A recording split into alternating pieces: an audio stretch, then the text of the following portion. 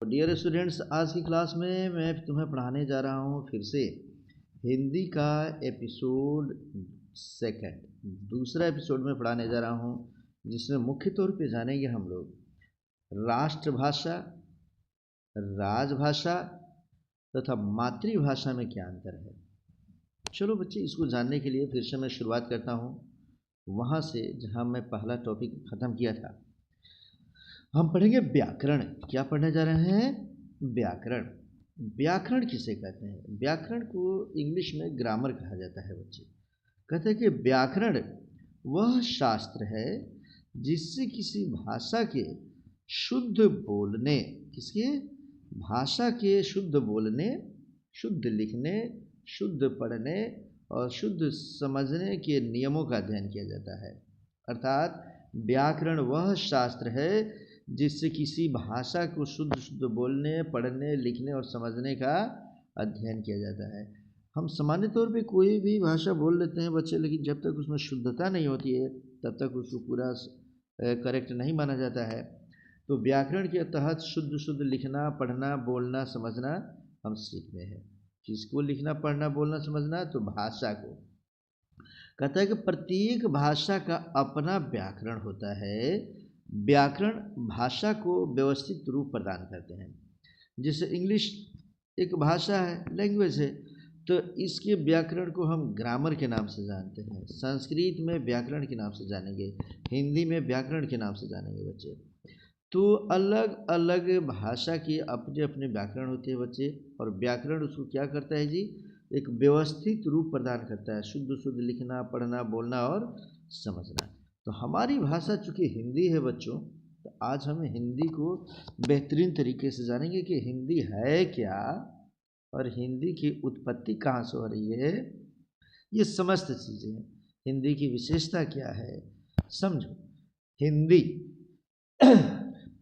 हिंदी भारतीय आर्य भाषा परिवार की भाषा है। आर्य भाषा परिवार हम कहेंगे बच्चे, याद करेंगे, संस्कृत भाषा से आरंभ होकर पाली, प्राकृत, अपभ्रंश आदि सोपानों से होते हुए हिंदी आज समूचे भारत की संपर्क भाषा बन गई है।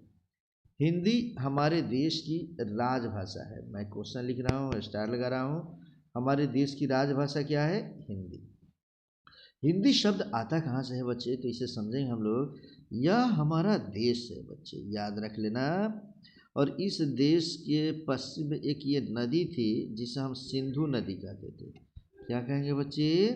सिंधु नदी। इसी सिंधु नदी के आसपास के क्षेत्र में एक सभ्यता विकसित हुई जिसे सिंधु घाटी सभ्यता हम कहते हैं। 3000 ईस्वी पूर्व की बातें कर रहा हूँ बच्चे, 2700 से 3000 ईस्वी पूर्व यहाँ एक सभ्यता विकसित हुई। यहाँ के जो लोग थे सिंधु नदी के आसपास रहते थे, ये सिंधुग कहलाते थे। क्या कहलाते थे? सिंधुग। आने वाले समय में जब ईरानी हमारे देश पर आए, हमारे देश में जब ईरानी आते हैं बच्चे, तो ईरानी भाषा में स का उच्चारण ह होता है। तो ईरानी जब हमारे देश की तरफ आए, ये आर्य इधर से आने लगे, और उसमें से आर्यों में आर्य कहाँ से आ रहे हैं? तो ईरान की तरफ से। तो वे जो ईरानी आए, ये ईरानी स का उच्चारण ह करने लगे। चूँकि ईरानी भाषा वाले लोग स का उच्चारण नहीं कर पाते हैं, तो स को जब ह कहने लगे बच्चे, तो हमारा सिंधुग जो है वह हिंदुग में बदल गया। किस में बदल गया? हिंदुग। जब स को ह कहा जाएगा तो हिंदुग हो गया बच्चे। इस तरीके से मेरे प्यारे बच्चों, ये जानो कि आज भारत में जो हिंदी शब्द है यह सिंधु नदी से बना है। सिंधु नदी को ईरानियों ने हिंदू कहा, और हिंदू के आसपास में जो भाषा बोली गई, माने इसमें उसे हम हिंदी कहे। इसी हिंदू में जब अरब वाले जब आए हमारे देश में, इसमें स्थान लगा दिए, तो इसका नाम हो गया हिंदुस्तान। क्या नाम हो गया? हिंदुस्तान। इस तरीके से बच्चों तुम्हें पता होना चाहिए कि 7वीं, पूरी हिस्ट्री भी ठीक से समझते चलो। इसके हम पूछेंगे 7वीं 8वीं शताब्दी में 7वीं 8वीं शताब्दी में। कई भाषाओं का प्रारूप बदला और बदलते बदलते भारत में सबसे प्राचीन हमारी जो भाषा थी वो ब्राह्मी भाषा थी। लिपि भी इसकी ब्राह्मी लिपि हुई। जो भाषा बोला जाता था उसको ब्राह्मी लिपि कहा गया। फिर यह नागरी लिपि में बदल गया, फिर यह देवनागरी लिपि में बदल गया। अर्थात भारत में जो भाषा हिंदी भाषा थी उसको जो लिखने की बातें की गई बच्चे, वह शुरू में ब्राह्मी लिपि में, फिर नागरी लिपि में, फिर देवनागरी लिपि में तब्दील हो गई। तो पूछे कि हिंदी भाषा की शुरुआत भारत में कब से है, तो 7वीं 8वीं शताब्दी से। इसके पहले बच्चों जो भाषा भारत में प्रचलित थी उसमें मुख्य तौर पे पाली भाषा और प्राकृत भाषा और संस्कृत भाषा समझे। संस्कृत सबसे प्राचीन भाषा भारत की मानी जाती है और इस भाषा को लिखा गया ब्राह्मी लिपि में। ईरानियों के आने के बाद से ये तब्दील होते चला गया और ये चेंज हो गया हिंदी भाषा में। अब हिंदी भाषा में क्या जब चेंज हुआ बच्चे, तो इसके साथ हम पाली भाषा को समझेंगे। यह एक क्षेत्रीय भाषा थी, लोकल भाषा। जैसे हम लोग बिहार में कैसे भोजपुरी बोलते हैं, उसी तरीके से लोकल भाषा हुआ करती थी पाली भाषा। इसमें हिंदी और संस्कृत कम, इसमें क्षेत्रीय भाषा ज़्यादा है। फिर आई प्राकृत भाषा। प्राकृत भाषा क्षेत्रीय भाषा का और संस्कृत भाषा का यह मिला जुला रूप होता था, जिसे हम प्राकृत भाषा कहते हैं। बच्चों बौद्ध धर्म वालों ने पाली भाषा में अपने धर्म का प्रचार प्रसार किया और जैन धर्म वालों ने प्राकृत भाषा में अपने धर्म का प्रचार प्रसार किया। तो बौद्ध धर्म से जुड़ा हुआ है पाली भाषा और जैन धर्म से जुड़ा हुआ है प्राकृत भाषा, और हिंदू धर्म से जुड़ा हुआ है कौन सी भाषा, संस्कृत भाषा। ये तीनों याद रखेंगे बच्चे। और इस्लाम धर्म से जुड़ा हुआ है उर्दू भाषा। तो ये सब हम सीखेंगे, अरबी भाषा, फारसी भाषा, उर्दू भाषा। अब हम फिर से एक बार हम पढ़ रहे हैं बच्चे हिंदी। अब कि हिंदी जो है पाली, प्राकृत और अपभ्रंश आदि सोपानों से होते हुए हिंदी या समूचे भारत की संपर्क भाषा बन गई और हमारे देश की जो राजभाषा के रूप में ये है। अब प्रश्न आता है बच्चे, कई बार बच्चे मिसगाइड हो जाते हैं कि राष्ट्रभाषा, राजभाषा और मातृभाषा में क्या अंतर है। काफ़ी इम्पोर्टेंट टॉपिक, मैं स्टार लगा रहा हूँ, इसको ठीक से समझोगे। बहुत सारे बच्चों को ये पता नहीं रहता है, तो इसे समझेंगे हम बच्चे। कहता है कि राष्ट्रभाषा संपूर्ण राष्ट्र की भाषा होती है। पूरा राष्ट्र जिस भाषा को बोलेगा उसे हम क्या बोलेंगे, राष्ट्रभाषा। भारतीय संविधान में भारत की कोई राष्ट्रभाषा नहीं है, क्योंकि भारत में प्रत्येक राज्य की अपनी अपनी भाषाएं हैं, जिसकी वजह से राष्ट्रभाषा घोषित करने में परेशानी उत्पन्न होती है। बच्चों जब देश का संविधान 1949 ईस्वी में बनकर तैयार हुआ बच्चा, तो उस स्थिति में सबसे बड़ी समस्या भाषा की हुई थी। कोई कहता था कि हिंदी को राष्ट्रभाषा बना दिया जाए, कोई कहता था तमिल को बना दो, कोई कहता था उर्दू को बना दो। तो राष्ट्रभाषा को लेकर हमारे भारत में उस समय अलग अलग माने 14 राज्य थे। याद रखेंगे हम लोग, इस समय हमारे भारत में ठीक डबल 14 दूनी 28 राज्य हैं बच्चे। तो 28 राज्यों की अलग अलग भाषाएं हैं। मुख्य तौर पे कहीं कहीं एक भाषा 2-3 राज्यों में बोली जाती है बच्चे। तो सब राज्य में विरोध होने लगा। सब राज्य सोचता था कि हमारे ही राज्य की भाषा को राष्ट्रभाषा बना दिया जाए। राष्ट्रभाषा वह भाषा होती है जो पूरे राष्ट्र में बोली जाती है बच्चे। इसी वजह से कि राष्ट्रभाषा के रूप में हुआ कि अपनी अपनी भाषा सब राज्यों की थी, जिसकी वजह से राष्ट्रभाषा घोषित करने में परेशानी हुई। और आज अगर पूछे कि भारत का राष्ट्रभाषा कौन सा है, तो हम बोलेंगे कोई नहीं है। भारत की राष्ट्रभाषा कोई नहीं। कुछ लोग कहते हैं कि अंग्रेजी राष्ट्रभाषा है। नहीं बच्चे, अंग्रेजी बिहार में, बंगाल में, उड़ीसा में कुछ ही लोग बोल पाते हैं, सब लोग इसका इस्तेमाल नहीं कर पाते हैं, इसलिए अंग्रेजी भी राष्ट्रभाषा नहीं है। अब हम कहेंगे राजभाषा। अगला टॉपिक क्या पढ़ेंगे हम लोग, राजभाषा। राजकाज की भाषा होती है। राजभाषा जो होती है उसे हम राजकाज की भाषा कहते हैं।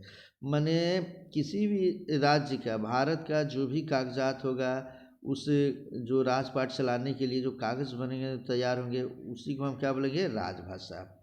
हिंदी भारत की राजभाषा है।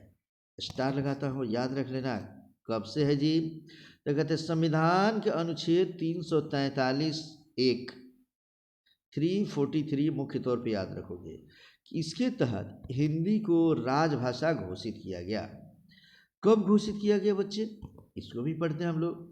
तो कहता है इसमें कि हिंदी को भारत की राजभाषा 14 सितंबर 1949 ईस्वी को घोषित किया गया। इसलिए हर साल 14 सितंबर को हिंदी दिवस के रूप में मनाया जाता है। ट्रिपल स्टार लगा रहा हूँ। हिंदी दिवस कब मनाते हैं हम लोग? 14 सितंबर को। क्यों मनाते हैं जी? चूँकि 14 सितंबर 1949 को ही सबसे पहली बार भारतीय संविधान के अनुच्छेद 343 में राजभाषा की चर्चा की गई और बताया गया कि भारत की राजभाषा क्या होगा जी? हिंदी होगा। तो इस अनुच्छेद 343 को हिंदी का राजभाषा बनाया गया। इसके तहत तारीख कौन था? 14 सितंबर 1949 ईस्वी। इसे तैयार रखेंगे। और 14 सितंबर को हम हर साल हिंदी दिवस के रूप में मनाते हैं, इसे भी याद रखेंगे बच्चे। इसी को फिर से हम समझेंगे। अब हिंदी को और डेवलप करने की बातें की गई। तो भारतीय संविधान के अनुच्छेद 351 में हिंदी के विकास और प्रसार के लिए प्रावधान की बात की गई और हुआ कि हिंदी को पूरे भारत में इसको विकास किया जाए, इसको डेवलप किया जाए, इसका प्रचार प्रसार भी किया जाए। केंद्र सरकार अपने कामों के लिए हिंदी और अंग्रेजी भाषा, जिसे रोमन लिपि में हम लिखते हैं, हिंदी देवनागरी लिपि में लिखते हैं और अंग्रेजी रोमन लिपि में, इसको आधिकारिक भाषा के रूप में इस्तेमाल करती है। अर्थात भारत सरकार ने कहा एक हिंदी और दूसरा क्या? अंग्रेजी। इसको हम जब भी कोई डॉक्यूमेंट्स केंद्र सरकार का सेंटर का बनेगा तो हम आधिकारिक भाषा के रूप में लिखेंगे। माने जितने भी ऑफिसर्स होंगे, जो भी अधिकारी होंगे, वे इस दोनों भाषाओं का इस्तेमाल कर सकते हैं। अब अंग्रेजी चूँकि उत्तर से लेकर दक्षिण तक के सभी राज्य के पढ़े लिखे जो भी ऑफिसर्स होते हैं उनको पास करना होता है बच्चे, क्योंकि ये अंग्रेजी और हिंदी दोनों हमारी आधिकारिक भाषाएं हैं। इसलिए IAS PCS में दोनों पेपर देना होता है बच्चे। अब आज नोट में हम कहते हैं कि राष्ट्रभाषा का इस्तेमाल राजनीतिक, सांस्कृतिक और सामाजिक कार्यों के लिए किया जाता है। याद रखेंगे, राष्ट्रभाषा हमारे देश की राजनीतिक स्थिति जो भी है, सांस्कृतिक स्थिति जो भी है, सामाजिक कार्य जो भी हम करते हैं, उस सब को विदेशों तक पहुंचाते हम किसके से वजह से? राष्ट्रभाषा का इस्तेमाल करते हैं। जबकि राजभाषा का इस्तेमाल सरकारी कामकाज के लिए किया जाता है। कोई भी गवर्नमेंट वर्क जो होता है वो हमें राजभाषा में किया जाता है। और भारत की राजभाषा क्या है? हिंदी। भारत की राष्ट्रभाषा क्या है? कोई नहीं है, लेकिन आधिकारिक भाषा के तौर पे इंग्लिश का इस्तेमाल हम करते हैं, आधिकारिक भाषा। अब हम इसमें पढ़ेंगे बच्चों कि मातृभाषा क्या है। मातृभाषा समझेंगे। कहते हैं कि बच्चों, जिस भाषा को जन्म के बाद से सर्वप्रथम बच्चा अपनी माँ के मुंह से सुनता है उसे हम मातृभाषा कहते हैं। याद रखेंगे, कोई भी बच्चा जन्म लेता है तो अपनी माँ के मुंह से जो भाषा वो सुनेगा वही उसकी क्या कहलाएगी? मातृभाषा। जैसे किसी की हिंदी हुई तो किसी की भोजपुरी हुई तो किसी की मैथिली हुई, ये सभी की सभी क्या है जी? मातृभाषा है। बिहार का लड़का जब जन्म लेता है तो प्रायः लोग भोजपुरी बोलते हैं, तो भोजपुरी मातृभाषा हो गई। पंजाब का कोई लड़का पंजाबी सुनेगा तो पंजाबी मातृभाषा हो गई। अगर कोई मिथिला का लड़का मैथिली सुनता है तो मैथिली उसकी राजभाषा, ये मातृभाषा हो गई बच्चे। अर्थात इसको हम समझेंगे कि भारत में, ठीक से समझो, कहता है कि भारत में हिंदी का अध्ययन अध्यापन मातृभाषा, प्रथम भाषा, द्वितीय भाषा आदि के रूप में हो रहा है। माने हम जहाँ जन्म लेने के साथ ही अगर हिंदी को हम सुनते हैं तो हमारी हो गई मातृभाषा। राजकाज का काम अगर हिंदी में सबसे पहले करते हैं तो प्रथम भाषा, और कहीं द्वितीय भाषा माने पहले में अंग्रेजी रखे, सेकंड में हिंदी रख देती, ये हमारी द्वितीय भाषा हो जाती है। इस रूप में करते हैं। हिंदी का क्षेत्र क्या, ये समस्त चीज़ हम इसमें पढ़ते हैं बच्चे। हिंदी पूरी ठीक तरीके से समझेंगे हम। कहता है हिंदी का इसका जो रीजन होता है, क्या होता है? क्षेत्र क्या होता है? तो 14 सितंबर 1949 को हिंदी को भारत के संविधान में भाग 17 अनुच्छेद 343 के तहत राजभाषा का दर्जा दिया गया। कौन भाषा? राजभाषा। भूल कर भी राष्ट्रभाषा नहीं बोलेंगे इसको हम। फिर से मैं यहाँ स्टार लगाता हूँ, पूछूंगा तुमसे कि हिंदी संविधान के किस अनुच्छेद में वर्णन है? अनुच्छेद 343 से 351, मुख्य तौर पे 343 लिखोगे बच्चे। भारत का राजभाषा कौन है? हिंदी। हिंदी को संविधान के किस भाग में वर्णन किया गया है? 17। और इस तरीके से कहता है कि अनुच्छेद में यह व्यवस्था की गई कि इसमें संघ की राजभाषा हिंदी और लिपि देवनागरी होगी। माने भारत एक संघ है, तो इस संघ का मुख्य तौर पे उसकी जो राजभाषा होगी वह क्या होगी? हिंदी होगी। एक प्रश्न आता है कि जब भारत में कई सारी भाषाएं बोली जाती तो हिंदी को क्यों राजभाषा रखा गया? तो लोकतंत्र में बहुमत को ही मान्यता मिलती है बच्चे। हिंदी ही एक ऐसी भाषा है जो भारत में सबसे अधिक बोली जाती है। जैसे कहाँ का मुख्य तौर पे?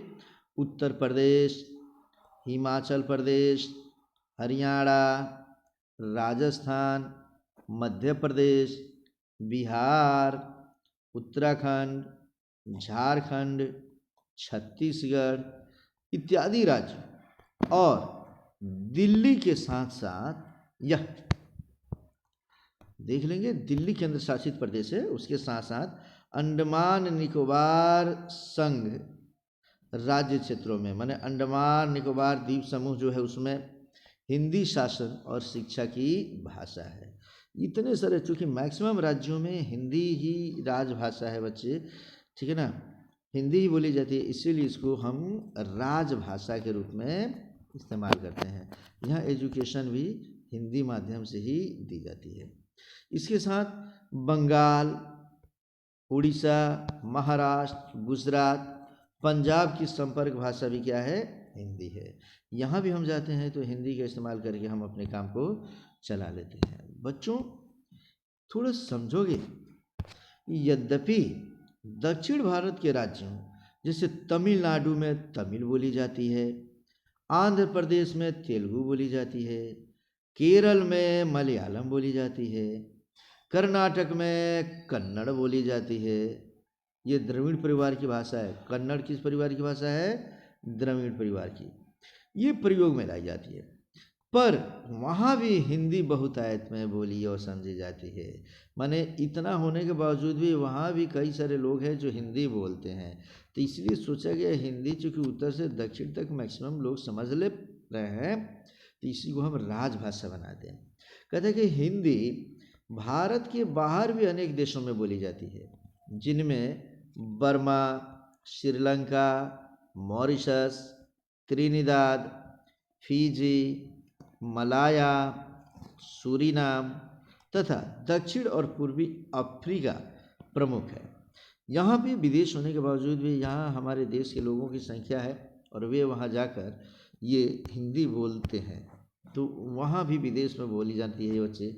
अब विभिन्न भाषाओं में लिखी गई प्रमुख रचनाएं कौन कौन सी है? अब हम भाषा की बात करेंगे बच्चे की कौन कौन भाषा है हिंदी के बाद। एक लोकल जो भाषा है ब्रज भाषा। ब्रज भाषा में सूर सागर, सूरदास का लिखा गया सूर सागर है, जिसमें श्री कृष्ण के बारे में वर्णन करते हैं सूरदास। फिर विनय पत्रिका तुलसीदास के द्वारा लिखा गया ब्रज भाषा में ये लिखा गया है बच्चे, जिसमें विनय पत्रिका ये लिखते हैं। फिर अवधी भाषा में लिखा गया है रामचरितमानस तुलसीदास के द्वारा। इम्पॉर्टेंट चीज़ें कई बार पूछता है कि तुलसीदास ने विनय पत्रिका किस भाषा में लिखा? ब्रज भाषा में। तुलसीदास ने रामचरितमानस किस भाषा में लिखा? तो अवधी भाषा में। पद्मावत मलिक मोहम्मद जायसी की रचना है, ये मालिक की जगह मलिक लिख देंगे, यह पद्मावत लिखता है बच्चे। और पद्मावत मलिक मोहम्मद जायसी ये एक आँख से काना भी है बच्चे, और यह एक आँख से काना होने के बावजूद इतना महान यह लेखक बन जाता है, जो पद्मावत में बताता है कि राजा रत्नसेन की पत्नी जो है पद्मावत, वो इतनी सुंदर है कि दिल्ली सल्तनत का एक शासक है जिसका नाम है अलाउद्दीन खिलजी, वह पद्मावत को इतना प्रेम करने लगता है कि वह राजा रत्नसेन से आकर पद्मावत को पाने के लिए वह उनसे युद्ध भी कर बैठता है। और इस पर पिक्चर भी बनी है बच्चे, पद्मावत। तो इसे याद रखेंगे, पद्मावत किसकी रचना? मलिक मोहम्मद जायसी की रचना है। फिर हम इसमें जानेंगे आगे कि और भी इसमें से क्षेत्रीय भाषाओं में कई सारी रचनाएं हैं, जिससे खड़ी बोली में है कामायनी। जयशंकर प्रसाद की रचना कामायनी, यह खड़ी बोली में लिखी गई है। साथ ही साकेत मैथिली शरण गुप्त की रचना है, यह भी खड़ी बोली में है। और प्रिय प्रवास हरिऔध की रचना है ये, प्रिय प्रवास खड़ी बोली में। तो पूछेगा कामायनी, साकेत, प्रिय प्रवास किस बोली में लिखी गई है? तो खड़ी बोली में। उसी प्रकार मैथिली की बात करेंगे बच्चे, तो मैथिली में लिखा गया है पदावली। विद्यापति की रचना है पदावली, जो मैथिली भाषा में लिखी गई है। इस प्रकार बच्चों अलग अलग भाषा हम इसमें पढ़ लिए। तो भाषा पढ़ेंगे तो भाषा के साथ एक और शब्द आता है जो हम जानेंगे, साहित्य क्या है। भाषा तो हम पढ़े बच्चे, भाषा को हम लैंग्वेज कहते हैं, अब हम साहित्य को कहते हैं लिटरेचर। क्या पढ़ने जा रहे हैं? लिटरेचर। कहते हैं कि भाषा के विस्तृत ज्ञान को साहित्य कहते हैं। याद रखेंगे, कोई व्यक्ति अगर भाषा की विस्तृत काफ़ी ज़्यादा ज्ञान रखा हुआ है, बहुत ज़्यादा ज्ञान हो जाएगा और कई सारे पुस्तकें वो लिखना शुरू कर देता है, तो वह जो पुस्तक लिखता है वही क्या कहलाता है जी? साहित्य कहलाता है। प्रत्येक भाषा में ज्ञान के भिन्न भिन्न विषयों का भंडार है। विद्वानों के अनुसार साहित्य ज्ञान का संचित कोश है। अर्थात जब कोई व्यक्ति किसी भाषा का जानकार हो जाता है तो ज्ञान का भंडार उसके पास संचित कोश जब जमा होने लगता है तो पुस्तकीय रूप दे देता है वो, और उसे ही हम साहित्य कहते हैं। इसके अंतर्गत युगों से प्राप्त ज्ञान को एकत्रित किया जाता है। अर्थात जब साहित्य की रचना होती है तो वह भाषाई तौर पे प्राचीन काल से लेकर अभी तक के कई सारे नाटक होते हैं बच्चे, कविता होते हैं, संग्रह होता है, जीवनी होता है, इसको पुस्तकीय रूप दे देता है, जिसे हम साहित्य के नाम से जानेंगे। अब हम पढ़ेंगे बच्चे कि भारत के संविधान में कितनी भाषाओं का वर्णन किया गया है। तो भारत के संविधान में 22 भाषाओं को मान्यता दी गई है, और ये 22 भाषा हम ठीक से समझ लेंगे बच्चे। और ये 22 भाषा हमारा होता है क्या? असमिया असम में बोली जाती है, बंगाली बंगाल में बोली जाती है, गुजराती गुजरात में बोली जाती है, हिंदी ऊपर मैं बोला था कि हिंदी भाषी क्षेत्र बिहार हो, उत्तर प्रदेश हो, मध्य प्रदेश हो, राजस्थान हो, हरियाणा हो, कई सारी चीज़ मैं बता दिया मुझे। कन्नड़ कर्नाटक में बोली जाती है, कश्मीरी कश्मीर में बोली जाती है, डोंगरी सिक्किम में बोली जाती है, मलयालम केरल में बोली जाती है, मणिपुरी मणिपुर में बोली जाती है, मराठी महाराष्ट्र में बोली जाती है, नेपाली नेपाल में बोली जाती है और नेपाल के तराई क्षेत्र में जो बोली जाती है बच्चे। और यही नहीं, हमारे भारत में भी कई सारे लोग नेपाली बोलते हैं, इसीलिए इस नेपाली को दूसरे देश की भाषा होने के बावजूद भी हम अपने भारत के संविधान में रखे हुए हैं बच्चे। उड़िया उड़ीसा में बोली जाती है, पंजाबी पंजाब में बोली जाती है, संस्कृत यह हमारे भारत में बोली जाती है। जहाँ हिंदी बोली जाती है जनरली वहाँ संस्कृत भी बोली जाती है बच्चे। सिंधी ये भी पंजाब और सिंध क्षेत्र में बोली जाती है। तमिल तमिलनाडु में बोली जाती है। तेलुगु यह मुख्य तौर पे आंध्र प्रदेश में और तेलंगाना में बोली जाती है। उर्दू यह भारत के कई सारे राज्यों में बोली जाती है। संथाली यह झारखंड में बोली जाती है। और डोंगरी ऊपर मैं बता दिया हूँ कि पहाड़ी क्षेत्रों में, सिक्किम के क्षेत्रों में बोली जाती है। इस तरीके से 22 भाषाओं को याद रखेंगे। लेकिन एक चीज़ ध्यान में और रखेंगे कि बच्चों, भारत में अनेक भाषाओं तथा लिपियों का प्रयोग किया जाता है। हिंदी की लिपि देवनागरी तथा अंग्रेजी की लिपि रोमन है, इसे भूलेंगे नहीं। हिंदी जब हम लिखते हैं तो उसे हम किस में लिखते हैं? देवनागरी में। और अंग्रेजी जब लिखते हैं बच्चों, इंग्लिश, तो उसे हम किस लिपि में लिखते हैं? रोमन स्क्रिप्ट, रोमन लिपि में लिखते हैं। इस तरीके से मेरे प्यारे बच्चों, अब मैं इसका समराइज करता हूँ, इसे पढ़ लेना, थोड़ा समझ लेना। अब कहता है कि व्याकरण भाषा के शुद्ध रूप का बोध कराता है। माने व्याकरण किसी भी भाषा को शुद्ध शुद्ध लिखना, पढ़ना, बोलना, समझने का बोध कराता है। दूसरा कि हिंदी भारतीय आर्य भाषा परिवार की भाषा है। कहाँ किसकी भाषा है जी? भारतीय आर्य परिवार। माने भारत में हम पहले ये द्रविड़ वगैरह रहते थे, पश्चिमी एशिया से जब आर्य आए तो आर्यों ने ही हिंदी भाषा को शुरुआत करा दिया, उन्हीं की भाषा ये। तो कहता है कि भारत के संविधान में 22 भाषाओं को मान्यता दी गई है। क्वेश्चन बनता है कितनी भाषा है? 22। भारतीय संविधान के भाग 17 अनुसूची 8 के अंतर्गत अनुच्छेद 343 से 351 के बीच भाषा का वर्णन किया गया। ट्रिपल स्टार लगा लो यहाँ पर, रट्टा मार लो बच्चे, ये बार बार पूछता है कि भारत के संविधान में कितनी भाषाएं? 22 भाषाएं। और भारतीय संविधान में 22 भाषाओं के साथ साथ बोलो किस भाग में, संविधान के किस भाग में भाषा का वर्णन किया गया है? तो भाग 17। किस अनुसूची में? अनुसूची 8 में। कौन सा अनुच्छेद? अनुच्छेद 343 से 351 के बीच।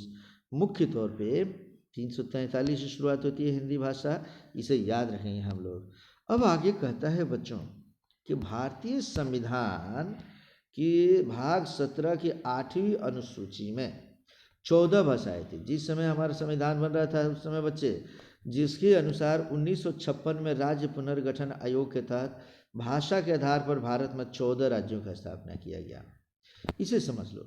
आगे बढ़ाकर इसको 8वीं अनुसूची में वर्तमान में 22 भाषाएं कर दी गई। इसे बताता हूँ बच्चे, खूब ठीक से समझो। जिस समय हमारे देश को आज़ादी मिली, आज़ादी के बाद हुआ कि अब उस समय जो राज्य थे, पहले 4 राज्य थे, फिर आगे बढ़ते हुए गए तो हुआ कि अब 4 राज्य के बाद कितने राज्य बनाए जाए। तो हुआ कि भारत में मुख्य तौर पे उस समय 1956 में हुआ कि राज्य का पुनर्गठन कर दिया जाए। माने जो 4 राज्य थे, फिर 4 राज्य से बढ़कर 8 हुए तो उसको बढ़ा दिया जाए। तो 1956 ईस्वी में राज्यों का पुनर्गठन किया गया। माने हुआ कि राज्य को फिर से बढ़ाया जाए। तो 14 भाषाएं उस समय बोली जाती थी बच्चे, इसलिए भाषा के आधार पर भारत में 14 राज्य बन गए। कितने राज्य बन गए? 14 राज्य की स्थापना कर दी गई।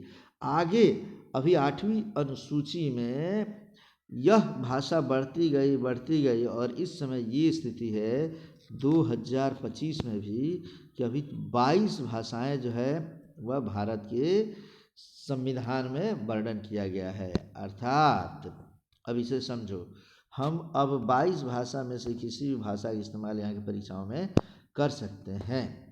अब कहता है कि संविधान के 92वां संशोधन 2004 काफ़ी इम्पोर्टेंट, फिर से स्टार लगाता हूँ।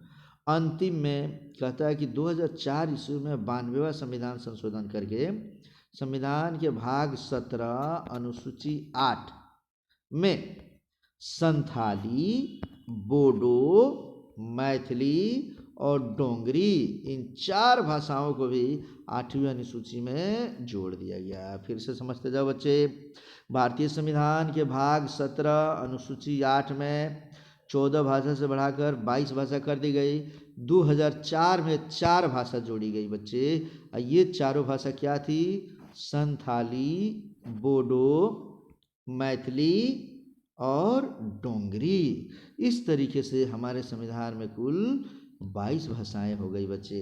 हिंदी का क्षेत्र व्यापक है, इसमें अनेक बोलियां बोली जाती है। अब हिंदी भाषा के तहत अब बोली क्या होती है बच्चे? व्यक्ति जो बोलता है जिस भाषा में, वही उसकी बोली कहलाती है बच्चे। ठीक है ना? तो इस तरीके से चलो अब हम इस पूरे वीडियो को देखते हैं बच्चे। और मैंने तुम्हारा आज ख़त्म किया हिंदी का एपिसोड 2। फिर बने रहो बच्चे, अब इंतज़ार करो फिर हिंदी के एपिसोड 3 के लिए। एक एक करके पूरा हिंदी एपिसोड वाइज मैं तुम्हें समझा दूंगा बच्चे। तब तक इसकी तैयारी करो। मिलते हैं नेक्स्ट वीडियो में।